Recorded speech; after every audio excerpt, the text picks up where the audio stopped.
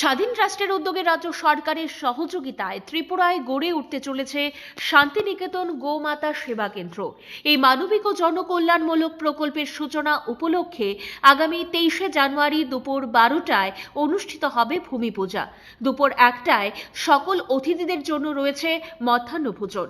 এ প্রসঙ্গে Tripura Santiniketan medical college ও হাসপাতালের সভাপতি ডক্টর মলয়বীর জানিয়েছেন, স্বাধীন রাষ্ট্রের একটা নতুন প্রকল্প এই গোমাতা সেবা কেন্দ্র। হিন্দু ধর্ম সংস্কৃতিতে গরুকে মা হিসাবে দেখা হয়। এই ভাবনাকে ভিত্তি করে এই গোমাতা সেবা কেন্দ্র গড়ে উঠছে।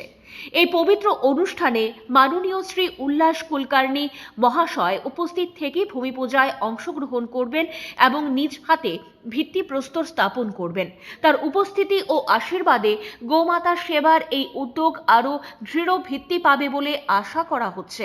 এই গোমাতা সেবা কেন্দ্রের মূল লক্ষ্য হবে গরুর সুরক্ষা, সেবা ও লালন পালনের পাশাপাশি সমাজে মানবিক মূল্যবোধ, সহানুভূতি ও সেবার মানসিকতা প্রসারিত হবে।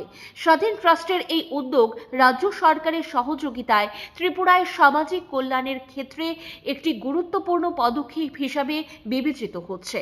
অনুষ্ঠান সূচি ভোর 4টা থেকে ভক্তিমূলক ও আধ্যাত্মিক অনুষ্ঠান, মঙ্গল আরতি, হরিনাম সংকীর্তন ও কীর্তন, গীতা পাঠ, বৈদিক মন্ত্রপাঠ ও পূজা এবং গোমাতা প্রার্থনা।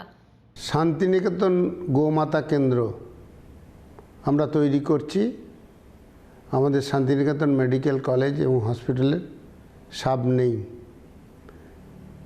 এই গোমাতা কেন্দ্রের ভূমি পুজো অনুষ্ঠিত হবে 23শে জানুয়ারি বেলা 12টার সময়। ধর্মপ্রাণ মানুষদের এখানে উপস্থিত হওয়ার জন্য আমরা বিশেষভাবে আবেদন জানাই। সারা দিনব্যাপী হরিনাম সংকীর্তন এবং এখানে আমাদের প্রসাদ বিতরণ হবে। প্রত্যেককে আসার আমরা বিশেষভাবে আমন্ত্রণ জানাই। নমস্কার।